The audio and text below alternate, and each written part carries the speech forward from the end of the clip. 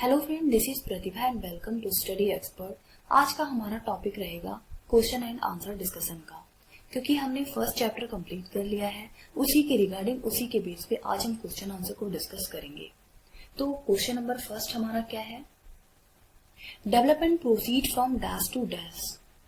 विकास dash से dash तक होता है, मतलब सामान्य से विशिष्ट की ओर, जनरल टू स्पेसिफिक या फिर जटिल से कठिन की, कॉम्प्लेक्स टू हार्ड, सामान्य के लिए विशिष्ट, स्पेसिफिक टू जनरल, या फिर डी सिंपल टू इजी। क्या होगा इसका आंसर? तो ऑप्शन नंबर ए है वही हमारा आंसर होगा। क्यों होगा? क्योंकि हमने ये समझा था जनरल टू स्पेसिफिक जाता है, मतलब सामान्य से विशिष्ट की ओर। सामान्य क्या? जो सभी के लिए जनरल हो। जैसे बच्चा पूरी बॉडी का इस्तेमाल करता है, पूरे होल का इस्तेमाल करता है बचपन में जब वो रोता है तब, या कुछ भी करेगा तो पूरी बॉडी को मूव करेगा। फिर स्पेसिफिक कंट्रोल आना स्टार्ट हो जाता है अपनी बॉडी के ऊपर चीजों को लेकर के धीरे धीरे। फिर होल टू पार्ट जाएगा। ये भी इसी तरह से पहले पूरा बॉडी, फिर पार्ट्स पर कंट्रोल आएगा।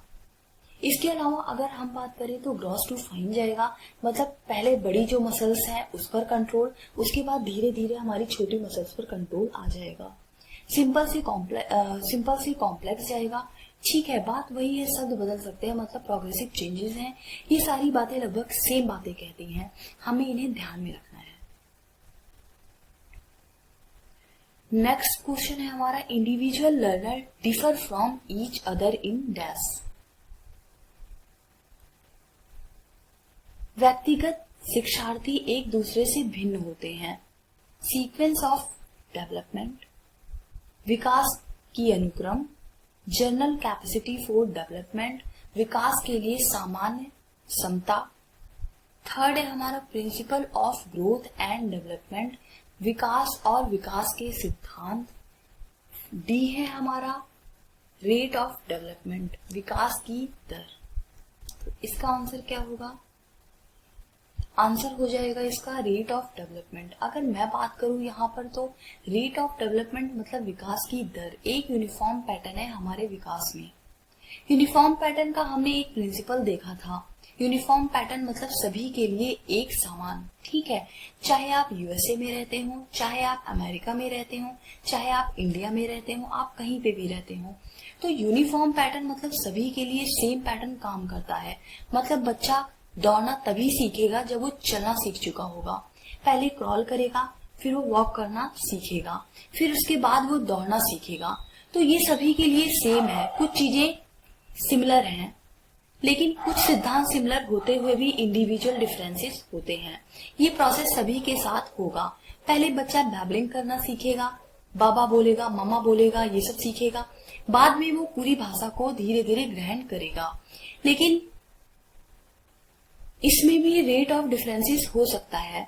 कोई बच्चा हो सकता है 6 महीने में बैबलिंग स्टार्ट कर दे, कोई हो सकता है 1 साल लगा दे, कोई हो सकता है 1.5 साल लगा दे। तो रेट अलग अलग हो सकता है। तो ये किससे संबंधित है? व्यक्तिगत विभिन्नताओं से। इंडिविजुअल डिफरेंसेस का इस पर प्रभाव पड़ता है। इंडिविजुअल डिफरेंसेस का नियम है, ये एक तरीके से कह सकते हैं। ठीक है, आगे बढ़ते हैं। नेक्स्ट है हमारा, when a child's capability in any particular area of development is low, it does not influence our overall development, it does not mean delay in any area of development, या फिर C has an impact on all area of development, या फिर D has no effect on the child. तो मान लीजिए किसी एक बच्चे का जो डेवलपमेंट का कोई एरिया है, एरिया को हमने समझा था डोमेन कह लीजिए, एरिया कह लीजिए, टाइप्स कह लीजिए डेवलपमेंट के, सब एक ही बात है। तो किसी एक टाइप में अगर बच्चा कमजोर रह गया है या लो है उसका डेवलपमेंट, विकास ठीक तरीके से नहीं हुआ, मान लीजिए फिजिकल डेवलपमेंट ठीक तरीके से नहीं हुआ, तो उस स्थिति में आंसर क्या होगा? फर्स्ट है डज नॉट इन्फ्लुएंस और ओवरऑल डेवलपमेंट, मतलब उसके ओवरऑल डेवलपमेंट को ये चीज इन्फ्लुएंस नहीं करेगी। या फिर does not mean delay in any area of development, मतलब किसी भी एरिया में बाकी के जो एरिया है डेवलपमेंट के उस पर प्रभाव नहीं पड़ेगा। या फिर C has an impact on all area of development, मतलब सभी एरिया हैं जो डेवलपमेंट के उसको उस पर प्रभाव पड़ेगा। या फिर D has no effect on the child, बच्चे पर कोई प्रभाव नहीं पड़ेगा। तो इसका जो आंसर होगा सी है वही सही है। मतलब has an impact on all area of development, मतलब कि अगर एक पक्ष प्रभावित है चाहे वो लो हो या हाई हो, स्पेशली लो हो अगर, तो बाकी के पक्ष को भी प्रभावित करेगा, बाकी के पक्ष पर भी प्रभाव पड़ेगा। मतलब एक डोमेन, एक एरिया, एक टाइप डेवलपमेंट का प्रभावित हुआ है, चाहे वो मान लीजिए फिजिकल हो या कॉग्निटिव हो, तो बाकी चीजों पर भी प्रभाव पड़ेगा। अगर संज्ञानात्मक तरीका मेंटली रिटायर्ड है वो बच्चा, तो उसका फिजिकल डेवलपमेंट भी देखना, उस पर भी बहुत ज्यादा प्रभाव पड़ेगा। तो आपस में बहुत ज्यादा जुड़े हुए हैं। इंटर रिलेशन का जो सिद्धांत था कि मतलब जुड़ाव है डेवलपमेंट, कोई अकेली प्रक्रिया नहीं है, तो इसका जो आंसर होगा वो सी होगा। Has an impact on all area of development. अब थोड़ा सा ऑल एरिया को भी फिर से समझेंगे। एरिया ऑफ डेवलपमेंट में ये देखा था जिसको हम टाइप ऑफ डेवलपमेंट डोमेन कह देते हैं। 6 मेन चीजें थी हमने डिस्कस की थी, जिसमें से हमने 3 को ब्रॉड में डाल दिया था। मेन 3 में आ जाता है सब कुछ, मेन 3 में आ जाता है सब कुछ। एक है आपका कॉग्निटिव, दूसरा है आपका फिजिकल, तीसरा है आपका सोशल। अब इसके अलावा 3 चीजें और थी, वो टोटल 6 का चार्ट था, आपने देखा होगा जो हमने डिस्कस किया था। वो 3 चीजों में से जो कॉग्निटिव डेवलपमेंट था, मतलब संज्ञानात्मक विकास है, बुद्धि का विकास है आपका आपके संप्रत्य, और दूसरा आपका लैंग्वेज का डेवलपमेंट, इसी के अंदर आ जाएगा। अलग से आपको उसको टाइप मानने की जरूरत नहीं है। फिजिकल डेवलपमेंट में आपकी फिजिकल डेवलपमेंट जितनी भी है, इसको हम साइकोमोटर भी कह देते हैं बीएस ब्लूम की भाषा में। आगे बढ़ेंगे सोशल डेवलपमेंट पर। सोशल डेवलपमेंट में बाकी 2 चीजें थी, एक था आपका मोरल डेवलपमेंट मतलब नैतिक विकास, और दूसरा था आपका इमोशनल डेवलपमेंट। भाई सोसाइटी में आपको दोनों चीजों की जरूरत है। आपका इमोशनल और मोरल ये सोशल डेवलपमेंट में ही कवर हो जाता है, ठीक है, ये सोशल डेवलपमेंट में ही कवर हो जाता है, ठीक है। मतलब इनमें से कोई भी एक प्रभावित है तो बाकी पर भी प्रभाव पड़ेगा, बाकी भी प्रभावित होंगे, ठीक है। Human development is based on the certain principles. Which of the following is not a principle of human development? A. General to specific. B. Sequential. C. Reversible. या फिर D. Continuity. तो इसका आंसर क्या होगा? आंसर होगा इसका C, मतलब reversible. यहाँ पर ये कहा है कौन सा विकास का सिद्धांत नहीं है। भाई जनरल टू स्पेसिफिक जाता है, ये तो हमने अभी समझा था, ये तो है। दूसरा सीक्वेंशियल, ये तो जब हम डेफिनेशन समझ रहे थे तभी हमने समझा था कि डेवलपमेंट इज प्रोग्रेसिव चेंज या सीक्वेंशियल चेंज है, ठीक है, एक सीक्वेंस में जाता है। ऐसा थोड़ी ना है कि पहले आप दौड़ना सीख जाते हैं, बाकी की चीजें आप बाद में करेंगे या बाकी की चीजें बाद में होंगी। एक सीक्वेंस में चलेगा, प्रोग्रेशन में चलेगा, बेहतर होते हुए। रिवर्सिबल, ये तो हमने समझा था, रिवर्सिबिलिटी तो पॉसिबल ही नहीं है, आप एक क्षण भी अपनी जिंदगी का वापस नहीं ला सकते, ठीक है, तो पॉसिबल ही नहीं है कि आप रिवर्स में बैक गियर लगा दें, यहां पर बैक नहीं होता, ठीक है। आगे बढ़ते हैं क्वेश्चन नंबर 5 की तरफ। क्वेश्चन नंबर 5 क्या कहता है? Which of the following is a principle of development? First option है it does not proceed at the same pace for all, मतलब ये जो विकास है सभी के लिए सेम पेस पर नहीं चलता, सेम स्पीड पर नहीं चलता। या फिर B, it is a discontinuous process, मतलब रुक रुक के चलेगा, डिसकॉन्टिन्यूअस है, स्टेजेस में है। या फिर C, development is always linear, development रेखीय है, रेखा में चलता है एकदम स्ट्रेट लाइन जैसा। या फिर D, all process of development are not interconnected, मतलब सारी जो प्रक्रियाएं हैं वो आपस में जुड़ी हुई नहीं है। तो इसका आंसर क्या हो जाएगा? ए इसका सिंपल आंसर होगा। ए ऑप्शन क्या कह रहा है हमसे कि रेट अलग अलग है, इंडिविजुअल डिफरेंसेस हैं, सभी के लिए सेम नहीं है। कोई बच्चा जल्दी बोलना शुरू कर देता है तो कोई बच्चा जल्दी चलना शुरू कर देता है, मतलब सभी के लिए सेम नहीं हो सकता, इंडिविजुअल डिफरेंसेस हैं, व्यक्तिगत विभिन्नताएं हैं। आंसर क्या है इसका? ए सिंपल आंसर होगा इसका। अगर हम बात करें, ये लीनियर नहीं होता, स्ट्रेट लाइन नहीं होता, मतलब पहले हमने इसको डिस्कस किया है, तो ये क्या है, स्पाइरल होता है, आगे जाएगा पीछे आएगा, आगे जाएगा पीछे आएगा। ओके, एक स्टेज में आप आगे बढ़ जाते हैं और दूसरी स्टेज में आप रेस्ट करते हैं और एडवांसमेंट आती है आगे के लिए। ठीक है, हमेशा तो चलता ही है, कॉन्टिन्यूस प्रोसेस है ये। डिसकॉन्टिन्यूस प्रोसेस की बात आ जाए, डिसकॉन्टिन्यूस का मतलब क्या है कि ये कॉन्टिन्यूस नहीं है, रुक रुक के चलेगा स्टेजेस में। तो ये बात किसके केस में सही होगी, जीन प्याजे के केस में। उन्होंने कहा है कि भाई डिसकॉन्टिन्यूस है, स्टेजेस में जाता है, ये क्या दर्शाता है कि डेवलपमेंट डिसकॉन्टिन्यूस है, निरंतर नहीं है, स्टेजेस के हिसाब से चलेगा। इनके हिसाब से अगर कोई चीज 2 साल तक, मान लो इन्फेंसी की एज थी, सेंसरी मोटर की, तो वो जो चीजें हैं उसी में होंगी, बाकी नेक्स्ट स्टेज में होंगी। डिसकॉन्टिन्यूस प्याजे के हिसाब से वैसे डिसकॉन्टिन्यूस कभी नहीं होगा, तो जब तक जीन प्याजे ना लिखा हो तब तक नहीं मानेंगे। ठीक है,